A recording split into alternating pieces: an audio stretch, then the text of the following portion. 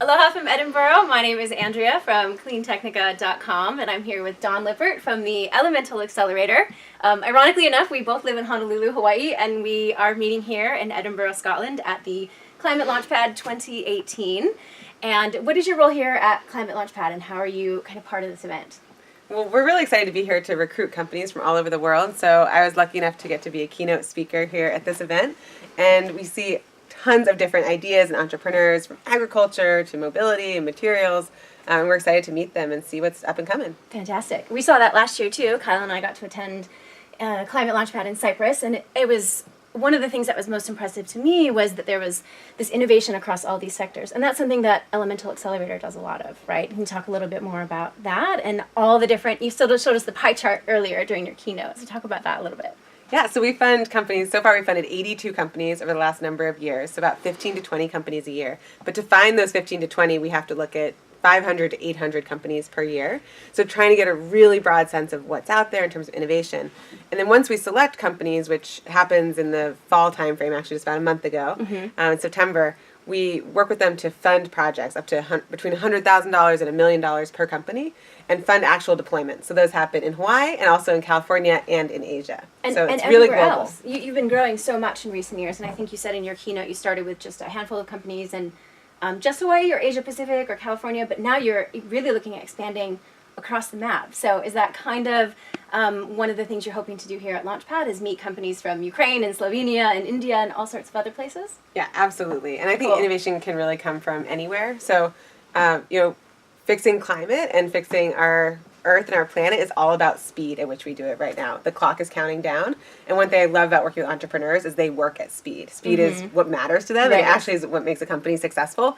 And so working with entrepreneurs to address this challenge just makes a ton of sense. Yeah. And I think one of the things we noticed last year was that this is all very early stage startup companies, right? So not quite ready yet for Elemental Accelerator work. So what is kind of the next step? So they, when the teams win here at Climate Launchpad, they go on to the Climate Launchpad Accelerator and the Climate Kick Accelerator, and then hopefully a little bit more like go-to-market track, as you folks call it. So what do you think is that kind of timeline for a company here today that you're potentially interested in? What do you think that would look like?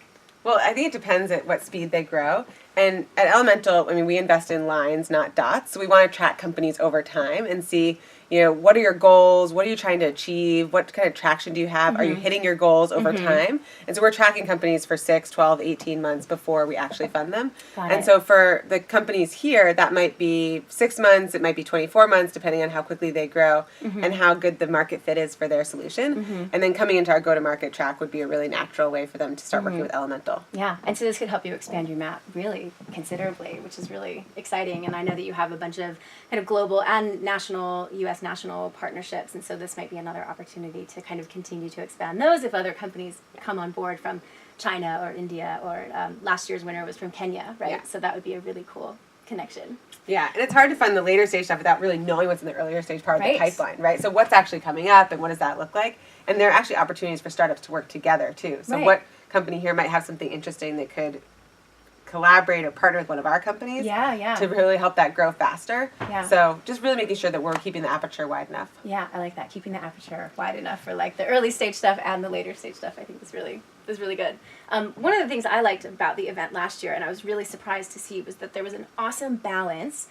Maybe not a 50-50 balance, but tons of women at this event. Yeah. And also, of course, global representation, right? It was people from all over the world. It was Vienna and Austria, and I think blanking on what the third one was, the winners from last year. So, one of the things we hear a lot is there's this huge gender imbalance when it comes to startups and funding, especially in venture capital. So how do you see kind of that trajectory happening? And based on, we haven't seen all the companies yet today, it's quite early, but based on, what you see in your work, like how do you see that gender balance, evening out a little bit more or changing? What changes are you seeing?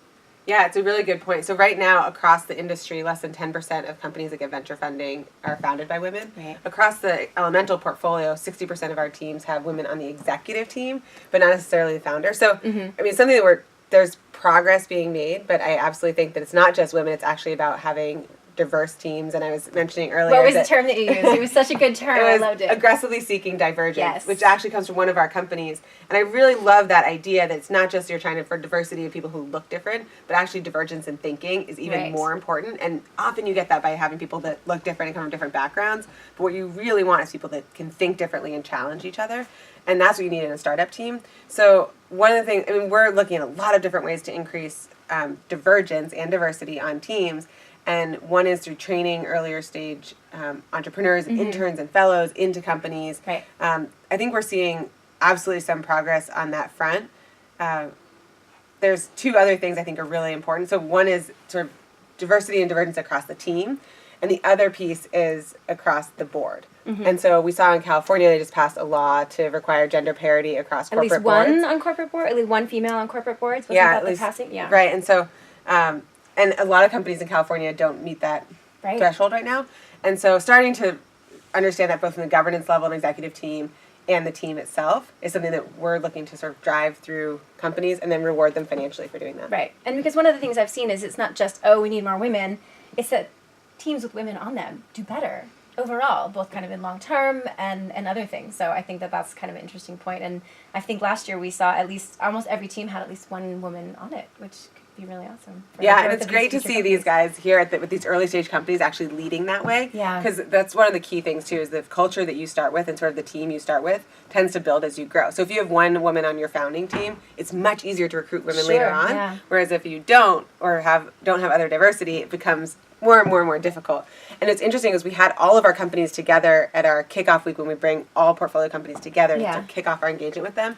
The number one issue across every CEO discussion and every even technical leader CTO discussion as well was around how to increase diversity and divergence on their teams. And it wasn't something that we sort of designed. It was literally the sort of the groundswell of what the founders were really concerned about. That's good. That's good stuff. I hope going forward for these companies here and for all of your portfolio companies. So anything else you're looking forward to at Climate Launchpad? Since this is your first time here, so anything else you're looking forward to or wanna think about as we go forward today and tomorrow?